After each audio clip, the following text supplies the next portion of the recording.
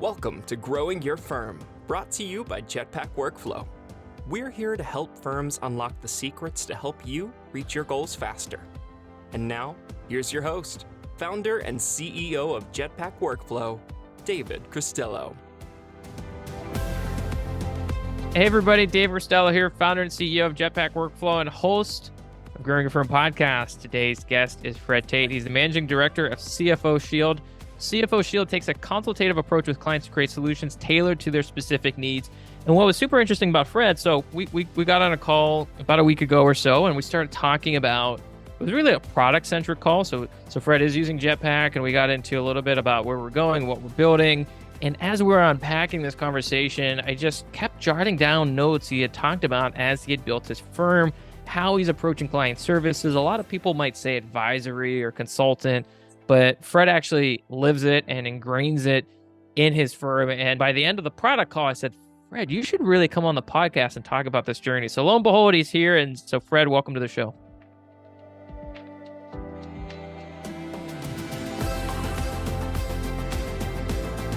Well, thank you for having me. I'm excited to be here. Yeah, absolutely. So for folks not familiar with CFO Shield, tell us a little bit more about what kind of services you provide and who you typically help. So we are a fractional CFO firm that also does bookkeeping, payroll, accounts payable services exclusively on QuickBooks Online for our clients. And so we are an atypical fractional CFO firm where we lead with our bookkeeping and our back office support before we actually get into CFO services.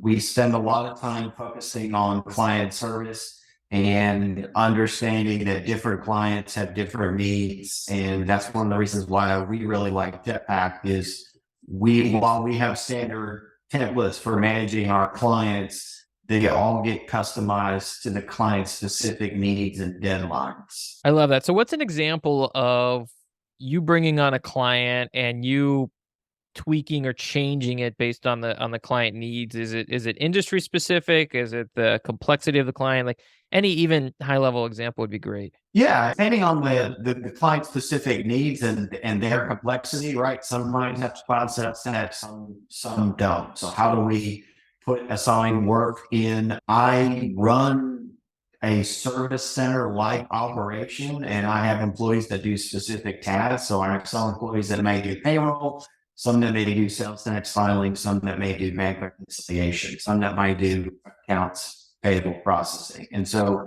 we tailor those and map those out for our clients on specific deadlines. And then that's primarily how we use Jetpack.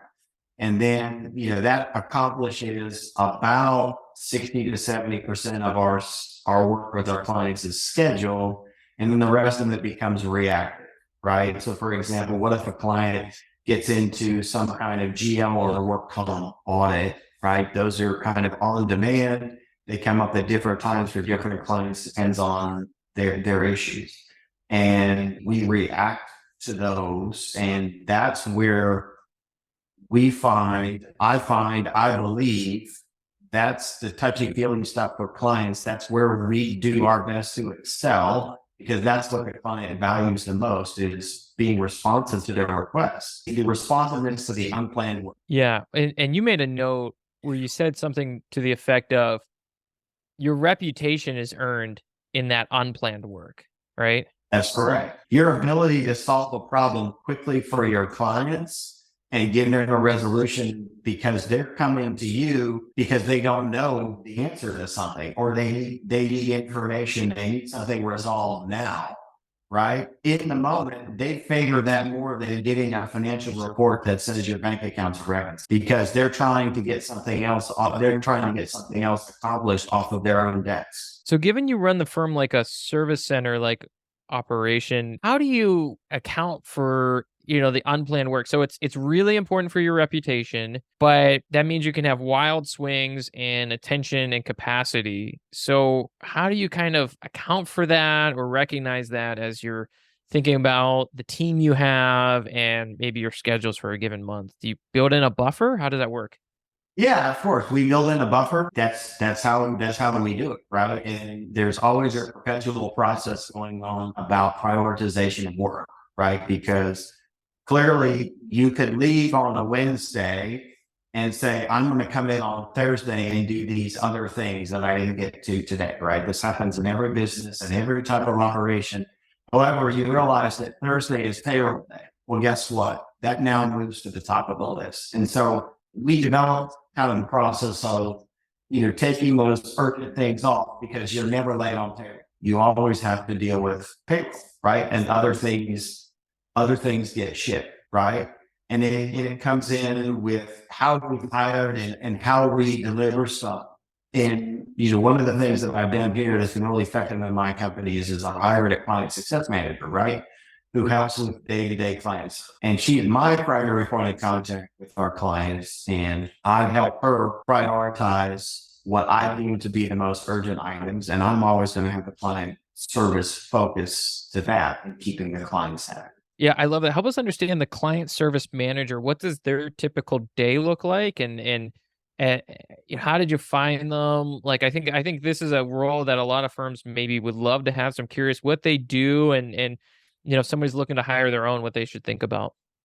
Yeah, and so for me, it's not like I found such a person, right? I found a person that had characteristics, who's worked in a client service role before, has worked for a PEO type of business in running payroll services, managing service centers, and then keeping the clients happy. She had a lot of that experience that didn't necessarily translate to what we did. And to a certain extent, she might be a good firm because she's also been a controller in her career, right? So that she understands the bookkeeping processes we have to go through to close the books. But as far as how we operate, the current version of accounting software that we use, right? We're very forward thinking here, right? I try to run a paperless business as much as possible. We utilize QuickBooks Online so we can work remote for our clients. We are a hybrid environment in my company. We have office workers plus some remote workers, and getting that all to blend together. So her day is probably half scheduled and half reactive, right? Because reactive can be as simple as we're having an issue accessing this bank account. We have to figure out how we fix it so we can download a statement and continue with our regular, right? Or we have issues that are totally unexpected that everybody has, syncing issues between some kind of operating software and the accounting software, Bill.com and QuickBooks Online. And it's a constant learning experience for us. Interesting. You mentioned she's a unicorn. Anything you've learned about hiring or vetting, a CSM that, you're going to carry forward or you think about a lot? Yeah. And so a couple of things that I've learned in this business, right? Sometimes people with the absolute best technical skills have a really hard time delivering client service. And they see the world in a very black and white, yes or no answer. And that's not really how the world works. And that's certainly not how client service works. There has to be some gray and flexibility and a deeper understanding. And that can be difficult for those type of people. So in some of the early years of what I've done here, right, I wanted to hire technically astute people, especially when it comes to controller work, people that understand balance sheet accounts, how to calculate inventory and amortization and all this stuff, right? But we find in some cases it's so black and white that there is no flexibility and there is no, and they don't respond well to questions about the approach to the client, right? And they also have a hard time. I told you we run kind of a service center operation where we're splitting tasks, right? Unless they take the opportunity to try to see the full picture and understand the full picture, they have a hard time if you see it down this specific channel that they're working in. And so that's why I backed up a little bit.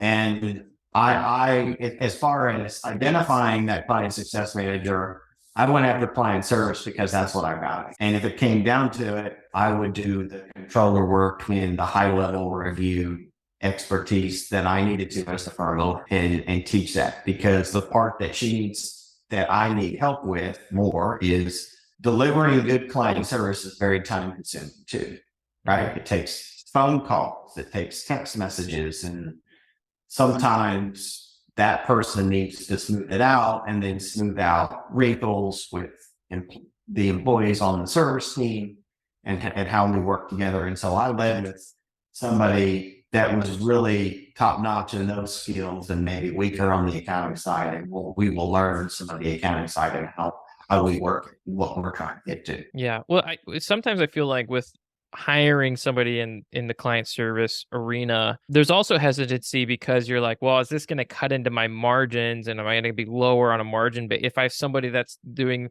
these folks are doing the technical work, and then I have myself maybe still doing some client work, and then I have a service manager that's kind of, front facing. And so I guess you could take this in either direction you want. When is the right time from a revenue perspective to maybe look at this role?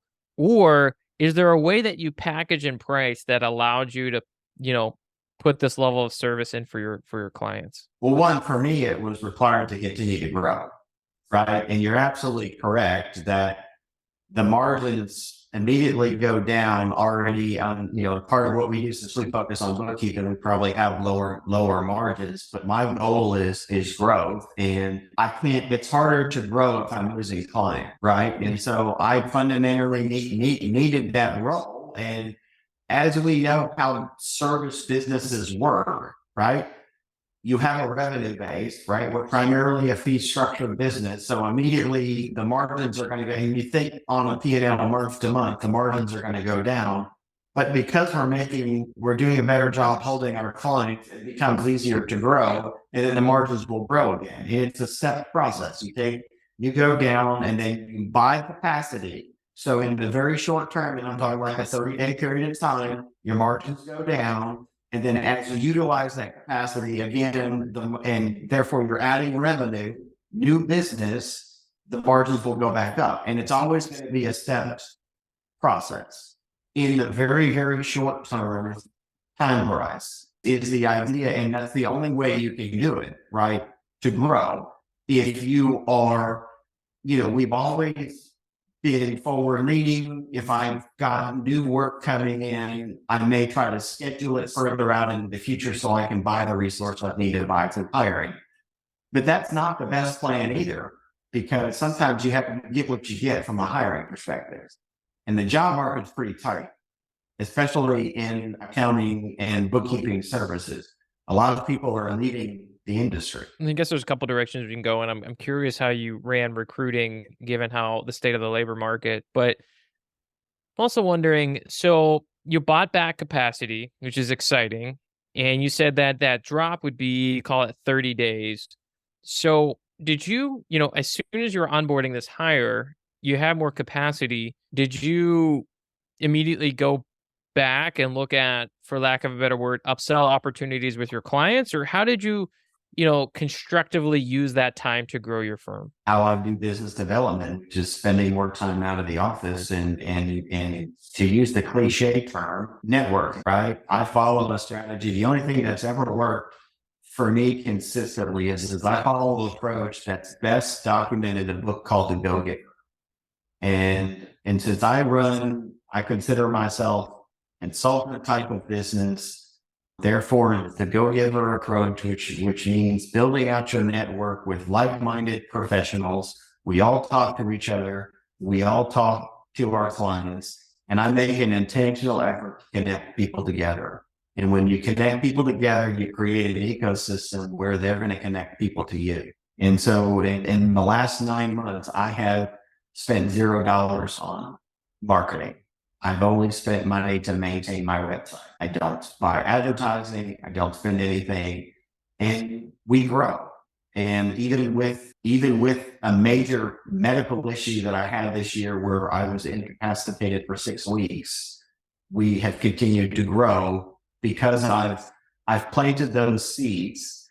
The seeds grow over time. Sometimes the seeds come back and they come around in 4 years. And you get an email saying, hey, this guy called me and says they need your services. You should talk to them. And that's what we do. And that's the approach laid out in the Vahlberg book, The Go-Giver. And I started to do that when I started this business. My background is a big company CFO. I decided I wanted to to do my own thing. If I believe everything in my resume, why aren't I just working for myself? And as a CFO type, I've never been in business development, never done it myself. I spent money on websites, I spent money on marketing, and I realized the ROI was just really, really low. And I needed to do the things that drove revenue, which is actually going out and talking to people, having coffee, following up with them, doing the simple time-consuming thing, which is sending a handwritten thank you notes, right? The amount of people that send me notes back because I sent a thank you card for going to lunch with somebody, it leaves an impression. And then when you realize, I attended a marketing seminar that JP Morgan put on for small business a couple of years ago. And the other validation about the go-giver approach was the speaker at this seminar said that business-to-business buying decisions, 92% of them come from a referral or a validation from their friend saying, I want to buy these services. Hey, you know Fred Tate at CFO Shield, is he a good guy? And they say yes or no, and they immediately buy it, right? Really what it came down to is then I thought, I'm spending all this money marketing, writing blogs, and sending this stuff out, which is very time consuming, especially for me, because I wanted to have my voice, right? Writing new content is just, I'm not fast at it. And I realized that wouldn't I rather have, instead of a small sliver of 8% of the market that I'm going after, wouldn't I rather have a small sliver of 92%? Isn't that going to be a bigger piece of the pie? And when I made that decision, I bought back a lot more time to do service and do things like go have coffee with people and make direct connection and with professionals. And so for my business, right, I meet with bankers and attorneys, other fractional CFOs, because I'm different, right?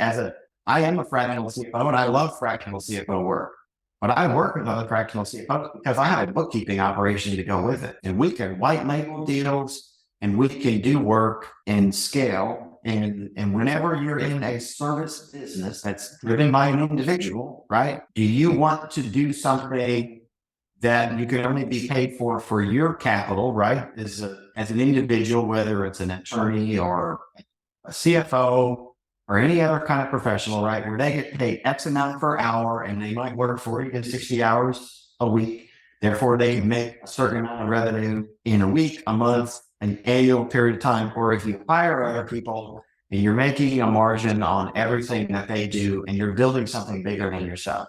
And that's the realization I have. I wanted to build something bigger than myself. That's part of the reason why we have a name that doesn't include my name, right? This is about the people that work with me and my clients, not me. I love that. I love it because you found in a sea of unlimited optionality in terms of growing your firm, you found what gives you compounding value. Feels like you're uniquely positioned to add value into, and it seems like you enjoy it. How much time do you on an average week are you spending at lunches or coffees? What does that usually look like? For me, it goes up and down, right? Because again, I'm reactive to tax return deadlines and as a bookkeeping firm and stuff like that. And so it goes up and down, but I try to spend 5 to 10 hours a week doing business development. That's why I hire people to manage clients. So then I can be in the office and be reactive. But again, we're still a small business, right? If one person is out sick, it's more impactful for us day to day than it would be if we were a firm of 100 people and one person was out sick, right? And so we have some of that going on, and so stuff has to get shifted around. But you and I set this up, and I picked the time, and I'm here, so I can do that. That's why I have the other people, because I believe my time is better spent planting those seeds for the future. Yeah, that made me think. Can we take a step back and say, Sure. what is your current org chart, right? Like, let's help map out the firm today. So how many people do you have and what do they do? So it's a moving target since we're always growing. So there's me at the top, right? And then I have a client success manager. And then I have an administrative person that helps me day to day manage my email, other, administrative tasks for the business, sending out and preparing my proposals. And then we have a client success manager. We have 2 controllers and 5 bookkeepers. And I call a controller as somebody that's capable of sending payments for clients to do bookkeeping stuff, and they do payroll. And bookkeepers reconcile bank accounts, transaction entry. And so some of my bookkeepers have been with me most of them have been with me for a long time. They're doing what we call controller work, which includes payments. And those are the terms we just used internally to define that. Okay. And your client service manager reports to you, your admin person reports to you. These 7, you have 2 controllers and 5 bookkeepers. What's the structure? Do all 7 report up to you? The idea is they report to the client success manager, right? Because that way I can talk to one person, I can deliver a very short message, so I can buy more time to do things like go out of coffee, right? We got so big so fast, right? We struggle with email. So, for example, my administrative person is out today, so my email box is totally out of control. She helps curate that, but that's important, right? Is the idea is I'm very open with my email, right? Everybody can have access to my company email box. That allows people to pick stuff up and handle it, so I can go do the big picture thing, which is, hey, I need to go meet with this business owner, right? Because we want to get an engaged, right? And then the idea is to get an engagement, and it lasts as long as we possibly can, right? And we're there for the good times, we're there for the bad times. Because what I value margin, I value cash flow, but I value reoccurring business. I don't value projects. I don't value, much like Jetpack, right? You're into subscriptions, right? And you have a subscription model. And as a software company, I'm certain you've looked at other similar software companies that have sold. And you're going, wait a second, that software company just sold for a multiple of 15x on their revenue because it's a subscription business with certain metrics on their retention. Right? Absolutely. And that's how you get to those types of multiples. I view that the exact same way in our business. I view our reoccurring business as really important, right? I've got clients that have been with us for 5, 6, 7 years. Some of our very first clients are with us, right? Because when I started this, I had a view of it's going to be a package, CFO and bookkeeping together. And then I had the idea, says we just needed to go a la carte and be flexible. And some clients, we may do $100 or $200 of work a month. And some clients are doing multiples of thousands of dollars of work for month. And in other words, as long as we can fit it into our workflows and schedule it appropriately and utilize the capacity in a way that drives profitability, we take it.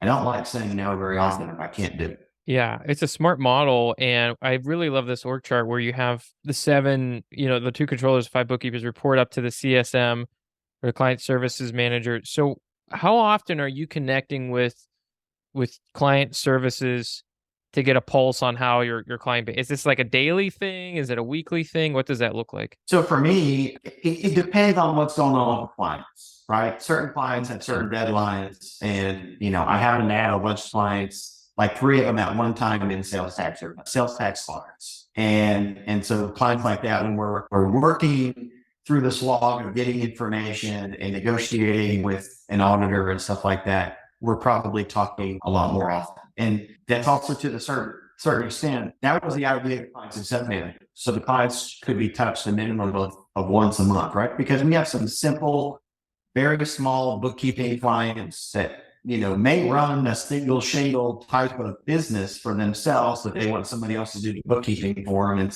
and they say, give me the information about my business so I get my taxes filed, right?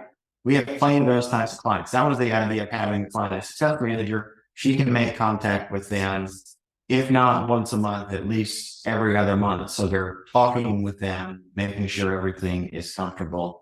And then I can work on my book of business with the CFO types of clients, things that I get to do, which is like help clients borrow money to build a building or borrow money to open up a new location in a different state, right?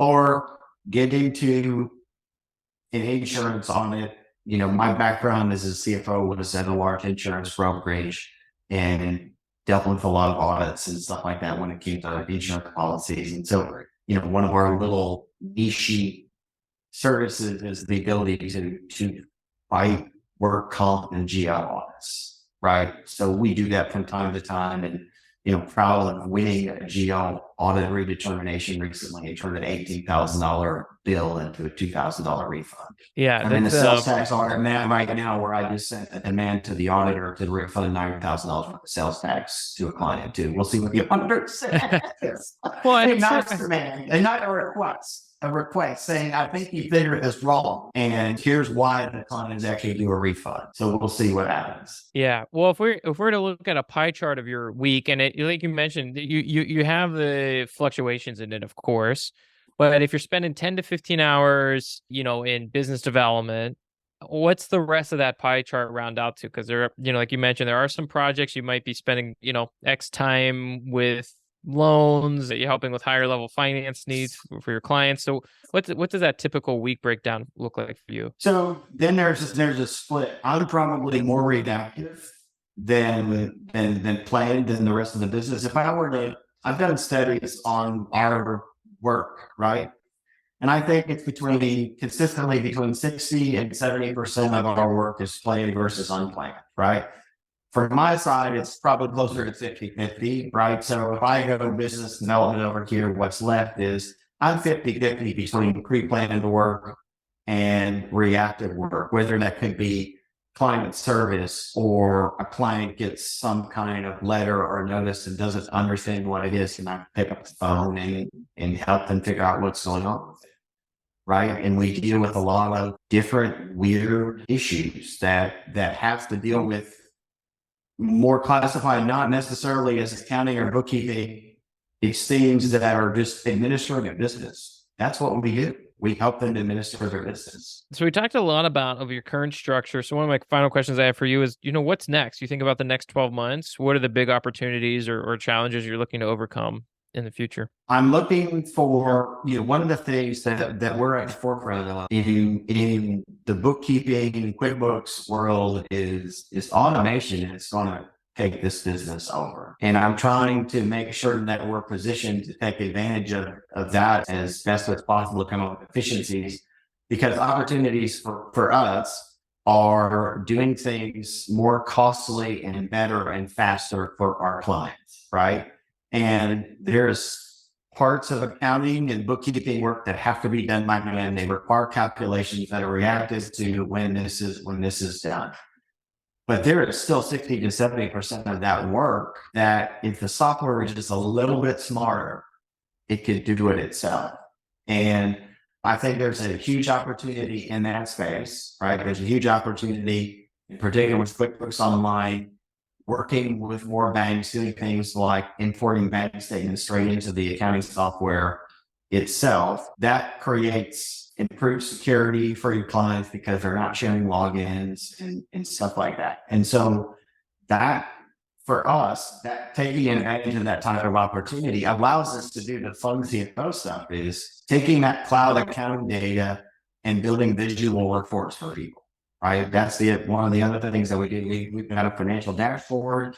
It's a visual reporting tool. And the idea is one of the things I like to do from a CFO perspective is help entrepreneurs understand the business. Most entrepreneurs are passionate about their product or their service. They're not as passionate about their profit and loss statement and balance sheet design, right? And so sometimes it's handy to translate that into a visual medium to say, hey, am I doing better or worse, right? Is my cash position better than it was for this period of time? And am I meeting expectations? And am meeting expectations through, I have a budget or I have a goal, right? Am I meeting my revenue budget? Am I over or under my expense plan? Therefore, what goes on with our profitability? And so in order to be able to do that in a way that people can actually manage their business, right? Most small businesses, most bookkeeping firms, right? We try to close the books by the 10th of the month, right? But that is up to 50 days from the beginning, or 40 days from the beginning of the prior month's transactions, right? Shouldn't you be getting bookkeeping and looking at as you go, right? Why is it that Toyota can close their books in 3 days, or, insert SAP big company closes their books in 3 days? Because they do perpetual bookkeeping. And that's what we're trying to do here, because then you can report and imagine understanding your expectations on the 15th of the month and everything is current.